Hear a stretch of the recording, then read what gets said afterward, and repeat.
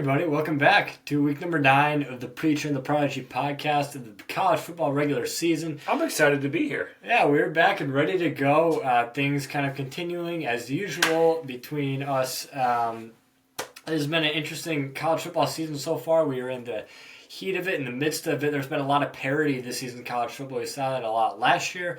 And apparently that wasn't a fluke. Teams really just kind of eating at each other, especially we've seen in the SEC. Last week was a very fun week to watch. Alabama got the cigars. Notre Dame took home the Jeweled Shillelagh. Is that what it's called? A Jeweled Shillelagh. The What you know about Shillelagh. You ought to. And, picking didn't go so well for us last week. Both of us went under 500. I think that's keeping it on short terms. One of us going significantly under 500. So what do you think was the most consequential thing that happened in this week of college football? Some pretty significant things happened. What would you put as the number one most consequential thing that happened in week 8 of the 2025 college football season? For me, as a Michigan fan, I'd probably say Michigan getting off the mat, not as an overall national narrative, but just looking through, since we look through the lens of college football as Michigan fans. I think the biggest takeaway for me was Bryce Underwood's game. Kind of what living up to the hype a little bit. If we count for drops and stuff like that, he's about 25 or 24 for 27, so his best game of the year so far. Looked like a very good job by the Michigan Wolverines offense against Washington. Even though they only put up 24 points, the line was getting great movement. Run game seemed to be working about as well as any year or any game this year, besides maybe the Nebraska game. So I thought it was a very well done job by Michigan. Overall, holding Washington to 7 points isn't nothing. They're a very good offense, especially with the way DeMond Williams performed against Rutgers 2 weeks ago. So I thought it was a very well done job by the Michigan Wolverines last week, and a great win, in my opinion. Nationally, it's hard to say. I think for me, it's the termination of Billy Napier because of the potential dominoes that fall from this. Florida has a candidate in mind. Everybody knows who it is. Night Train, not really. Lane Kiffin. Joey Freshwater himself. And if Lane Kiffin goes from Ole Miss to Florida, someone else has to go to Ole Miss. And so we're in this really interesting era of terminating coaches at the midway point or earlier of the season. So just wondering what you think. Who's playing this the best? Is it Florida, who said, we've seen enough? Is it Florida State, who says, we're going to decide after the season? Or is it Wisconsin, who says, we're outright awful, but we're sticking with Luke Fickell? Yeah. Which method do you like the best? Looking at the way Florida did it, I don't really like the way that they did it, for a reason that you mentioned off camera, was how firing coaches after a win is not a good look. We kind of talk about how it's like, it's going to be this game or bust. The rumor was that Billy Napier was likely to get fired after this week, but he won the game. So it's not a great thing, especially from a recruiting standpoint, to fire your coaches after wins. Even though it was a close game, a 2-point win at home isn't much. But a win is a win. And so I think that's not a great look for the Florida program, although it's probably necessary. And I think Wisconsin, the way they're doing it, isn't that great. What are they really backing? The Wisconsin 80 was like, we trust in Luke Fickell. But why do you trust in Luke Fickell? What has he shown you to give you that trust? So right now I think it's Florida State. I think Florida State has done the most within Mike Norvell's career to give the Florida State Athletic Department the most confidence in him. Although the season started with a bang and looked like he was back to where he was in 2023, it has definitely petered off, especially with a loss on the farm at Stanford. That's crazy. Late at night, so I guess it was probably 2 o'clock Florida time, but still, you don't... I guess you just don't roll out of bed and beat the Stanford Cardinal. But right now, I think Florida State is doing it best, evaluating after the season, kind of just riding, keeping the continuity is smart in my eyes. There's going to be, at the end of the season, there's this great website called My Team is Better Than Your Team. Mm-hmm. And then what you do is you put in the team that Mount Marty. And then is better than, and then you put a team. Georgia. Yeah. And then by way of the transitive property that shows how your team is better than team, the better team, the better team, the better team, the better team. How Concordia, Wisconsin is better than Wisconsin. That beat LSU. So somehow I'm thinking there's going to be a lot of my team is better than your team stuff available by way of Stanford beating Florida State. Oh, for sure. It just opens a world of possibilities to my team is better than your team. But lots of guys have lost their jobs already. Colorado State, Oregon State, the list goes on and on and on. I think there's 9 teams right now who've terminated coaches at the midpoint of the season. And I think the thinking is, okay, we need to get some energy, some momentum, some juice, because signing day is so early now compared to what it used to be. Yeah. The problem, of course, in this, and Michigan ran into this a couple of years ago, is that if you're in the playoff or you're waiting for a coach who's in the playoff, you are going to be long past signing day before you can lock down somebody. So it's a very perplexing time.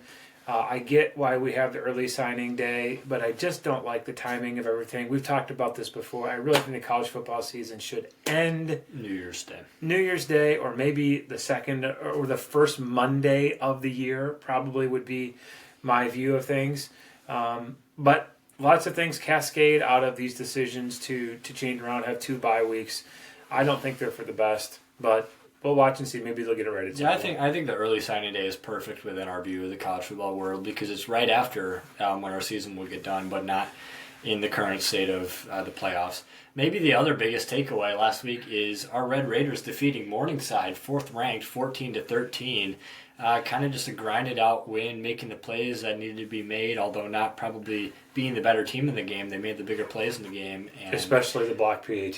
What is it with Northwestern winning games off of blocked extra points and field goal? I don't know. Something kind of felt like deja vu. But let's move on to week 9 of the season. Our season total, excuse me. He is sitting at 500 even at 21-21-2, and I am 8 games behind 500 at 17-25-2. So neither of us doing up to standard, especially the prodigy here after 2 successful previous seasons. Not proud about it, but I'll always admit when I'm wrong, and I'll tell you what. You wear it well. You wear it very well. Yep. Definitely called that Notre Dame USC game wrong. Turns out that USC is not near as good when they're not playing in front of a home crowd and a fast track in Southern California. Michigan. So, you mentioned Colorado State. Let's pick Colorado State's game because they're playing our beloved for this one. Wyoming Cowboys. This is our Wyoming's biggest rivalry. It'll be played in War Memorial Stadium, visited by yours truly. All 29,181 are going to be there, and it's going to be packed. In the battle for the Bronze Boot, I call it the battle for the Bronze Boot for 2 reasons. 1, it's the trophy they play for, and 2, Jay Norville got the Bronze Boot out of Colorado State, and so now it's too soon for commentary like that. I have no idea who Colorado State's the man has a family. Interim is. Colorado State is looking to get Tony Alford, Michigan's running backs coach. That'd be a big hit for Michigan, especially looking at what Tony Alford has done in the past. It'd be a hit to Michigan, not a hit for Michigan. Right, correct. Hit to Michigan. But a big get for Colorado State. Like I mentioned, it's at Wyoming. It's a night game at War Memorial at altitude, and the Cowboys are favored by 5.5. Do you really have to say if it's at altitude if they're playing Colorado State? If you look at like the we're doing the topography of college football. If we look at the topography of college football, Wyoming is way up there above everybody else. Wyoming's favored by 5.5. I got to go first. Give me the Cowboys. Why not? There's a little bit of kind of something pulling me back from trying to pick Wyoming in this game after seeing UAB with an interim head coach defeating Memphis, being 23.5 point underdogs last week. That was a crazy upset, group of 5 upset. But I don't think that's going to happen again. And I got to ride or die with Iowa. You know what's crazy? We need to mention this. Iowa has not beaten a team with a conference win yet. The conference record of the teams that they beat. Not that there's anything wrong with that. 0-18, including FCS. You can only beat who's on your schedule. That is true. They're getting the job done. They're 5-2. We'll talk about them later. I'm going to go with my Cowboys. Big day for Caden Anderson. I think that's his name, starting quarterback. I don't really know. I'm just a Wyoming fan. So let's ride. Yeah, I'm going to go with the Pokes as well. Woo! Why not? We got to get back there for a game sometime soon. You bet. Disarray. Big home game against disarray in the Rams program. The Cowboys take advantage. All right. Let's ride. let's turn to SEC for the next two games here. SEC always having some pretty decent games in the slate. That is no different. Please tell me we're not picking another Mizzou game. We are not picking another Mizzou game, although that is where game day is headed to Vanderbilt, where they will be playing Mizzou. But we will save y'all some of the grief of picking the Tigers, the no-name Tigers. We'll pick Ole Miss again. They're on the road again at Gaylord Family Oklahoma Memorial Stadium to play the Sooners at 11 o'clock kickoff. Oklahoma is favored by 5. Ole Miss really putting a great effort together against the Georgia Bulldogs, although they weren't literally able to stop Georgia from scoring. Georgia scored on every single drive of the game. A very well-played offensive game in Athens. I don't think that'll be the case in Norman, Oklahoma. Oklahoma's defense, especially defensive line, are monsters. Stetson Bennett, by the way, that dude is just dealing right now. Stetson Bennett? Isn't that Georgia's quarterback? It was, not anymore, man. Dude, what is their quarterback's name? God, I have to cut this out. Who's Georgia's quarterback again? Gunnar Stockton. Gunnar Stockton. See, sounds like you were way Stetson behind. Stetson Bennett is years It's Carson ago. Beck, and then just a Gunnar white mobile quarterback. Yeah. Gunnar Stockton was dealing in that game, but so was Trinidad How do you know that? Chambliss. You don't even know who I it watched was. it. I just got the name mixed up. It happens. Once in a while, I get things wrong. Yeah, I'm going to go with Ole Miss here, and I just think that what I saw out of Ole Miss in the first half of that game is suggestive to me that they're putting things together. My question is Lane Kiffin distracted by all the Florida stuff? But I'm going to go with Ole Miss. I think they can outscore Georgia in this game. Oklahoma. What did I say? Georgia. That was last week. Dude, they weren't able to. to. Train wreck. I'm taking Ole Miss. All right. Great. Ole Miss to cover, Ole Miss to win outright. What do you think? I got 5 points to work with. I'm taking Ole Miss to cover. All right. Sounds good. Like I said, we're going to keep it in the SEC, go to Louisiana. Did you pick this game yet? Sooners. Sorry. My bad. Give me Oklahoma. Boy, this is we're at peak. Let's lock in for the last 3 games, shall we? LSU night game hosting the third-ranked and undefeated Texas A&M Aggies, led by Mike Elko. I guess they got fined today for faking an injury last week. $50K off the board in the Sooners, the Aggies athletic budget. This is bad. Despite being the road team, Texas A&M is favored by 2.5. I got to go first, and I like LSU in this one. I think Vegas has been underselling the talent LSU has, and home night game, LSU wins these games like 90% of the time. Texas A&M hasn't really passed the eye test. They only beat Arkansas by 3 last week, and they're without their star running back Le'Veon Moss. So give me LSU to cover and win this game outright in a big win and kind of bounce back win. Totally disagree.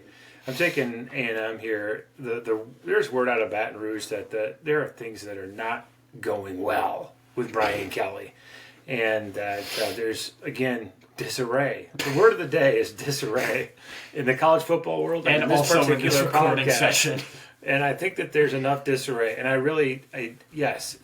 Those Texas A&M Arkansas games have been weird from time immemorial, and I don't think that how Texas does against Arkansas is necessarily the best But you let up barometer. 42 points, so What? I don't know. They let up 42 points. They did let up 42 points, but I'm taking Aggies in this one. I think Texas A&M is just sitting there, ranked number 3 in the country now. Quietly, almost. After Miami fell apart. And no one's talking about them. Yeah. And it's because I don't think they're a national championship contender, but they're a national semifinal contender. I can see them making the Final Four. They've got some difficult games left on the schedule, but I don't think this is one of them. I don't think LSU's very good. I'm going Aggies. Desmond Howard was a bit too early in picking his Texas A&M Aggies. Should have gone with them again this year. Let's go back up Midwest for end it with 2 trophy rivalry games. We'll start with the one in Iowa City for the Floyd of Rosedale, the giant pig that the Minnesota Golden Gophers and the Iowa Hawkeyes play for. 2:30 kickoff on CBS. The Minnesota Golden Gophers lead the all-time series by 10 games. However, Iowa is favored in this one by 9.5. Both these teams are 5-2, 3-1 in conference. solid season so far, especially looking at Minnesota's season, 5-2. I think would have been a win for most Gopher fans at the beginning of the year. Iowa kind of just steadily going along. Mark Gronowski, I believe, is back to full health after a couple of, maybe a week off, and then coming back last week and having a huge game, especially on the ground. He broke off a huge run that kind of It's like, Penn State, what are you doing? To Iowa, yeah. Penn State is really just a train wreck this year. I get when Caden Weegen's running around you. I don't get when Mark Gronowski is just like quarterback draw running for 55 yards. The most mobile Iowa quarterback maybe ever. I'm going first on this one. Yeah. You know, Hawkeyes minus 9.5. Too many. Give me the Gophs. Absolutely. I think this is probably a field goal game, something like that. Yep. Give me.